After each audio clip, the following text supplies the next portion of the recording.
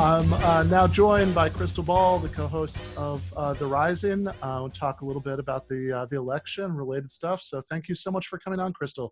Thank you for having me, Ben. It's great to chat with you. Yeah, absolutely. Like I always really enjoyed watching you on the Michael Brooks show, and so yeah, this is great. I'm excited about this. Thank you. As we are recording this is a pre-record.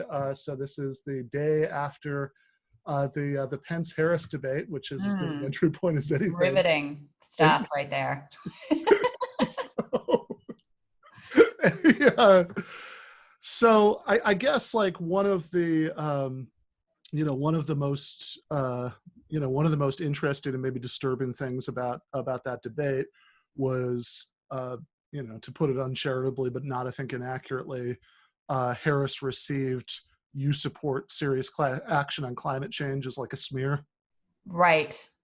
Yeah, that was maybe the most frustrating part of the debate, is on that issue, on healthcare, on even who you should be working with and who you should be quote unquote unifying with. Basically, Biden and Harris have accepted the right-wing framing. They've accepted the right-wing framing that fracking is good and we should be all in on fracking. They've accepted the right-wing framing that the Green New Deal is bad and that to be tarred as a supporter of the Green New Deal is a terrible thing. And, I'll be frank, I haven't seen any polling particularly recently, but the polling at the beginning of the year on the Green New Deal had overwhelming majority support. Now, what I suspect will happen is when you see not only Republicans attacking the Green New Deal, but also Democrats attacking the Green New Deal, it's going to kill it, right? Because the public looks at that as a signal of like, oh, everybody's against this thing. Only crazy people are for saving the planet and creating hundreds of thousands of new jobs. So this must be a terrible thing. Yeah. And yeah. To me, that's like writ large what the Democratic Party does over and over and over again, accept the right-wing framing and cut off the possibility of progress. Yeah, absolutely. And I think the creating the new jobs is kind of the key part, because it seems like you think, okay, well, why is it that they're taking, that they're saying, oh no, that's a smear. We don't want to stop fracking, right? Fracking's great. Well, some of it might be about donor influence, of course, right? I mean, that's always in the mix, but like, it also seems like some of it is that since everybody Trump is pretending not to know it, right? But like everybody knows that they're not going to do anything like the Green New Deal. So given that, being against fracking, for example, would just mean a bunch of people are going to lose their jobs because they can't do the pitch that Bernie could have done, which is, these particular jobs are going to go away, but a whole bunch of new ones are going to be created instead. That's actually such a great point, and why the innovation of the Green New Deal and that framing was so important and such an innovation in terms of the environmentalism movement, because you always had this this trade-off of, oh, if you're opposed to fracking, that means you're going to kill jobs. And if you don't have it as part of a comprehensive framework that people can wrap their heads around, then that's going to be a hard argument to win. I will say, though, the polling that's out there on fracking, even in the state of Pennsylvania, is not what people think it is. There's the most recent polling has actually a majority in the state of Pennsylvania support for banning fracking. And, I don't want to project my own impressions on the matter. It's very complicated. I'm sure people feel lots of ways, but I used to live in that area in Ohio, and I would live there at a time when fracking was just sort of coming into fruition. People were really excited about the possibility of job creation, but it ended up not being the boon to the economy and the lifeline that they ultimately thought it would be. I've worked a lot in, I've done some work in West Virginia politics, and obviously famously they've been completely exploited by like the coal barons there and had all the natural resources sucked out and kept the people in poverty.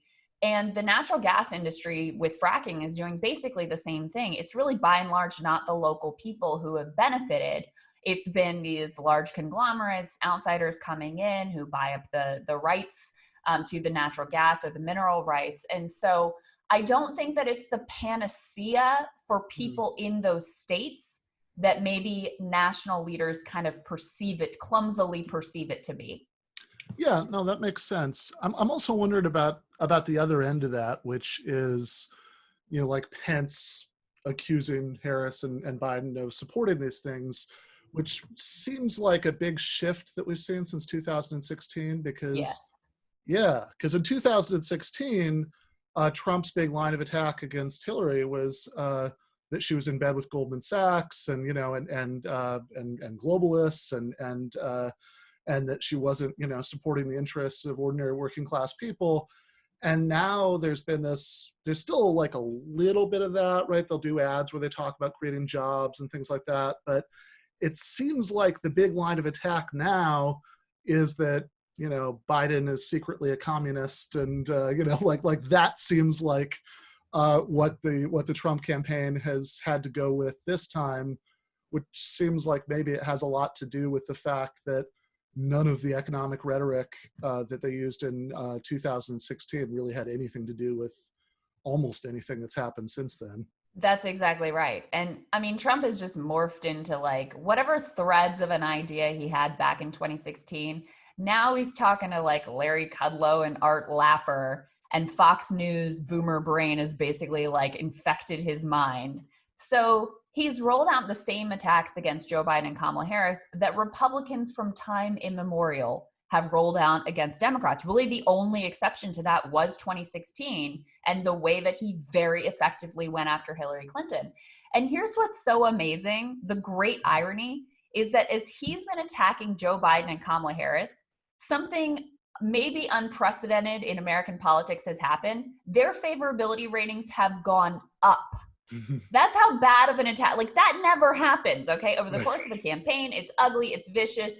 Favorability ratings inevitably go down no matter who you are. Theirs have actually gone up because the attack is so bad. And I think also because he's been so just absurdly terrible that in contrast, people are like, well, they're better than that guy. But I also think there's something to like people right now, if you ask them if about a UBI, it's like 80% support. Medicare for all is up to, universal healthcare is up to like 60-70% support.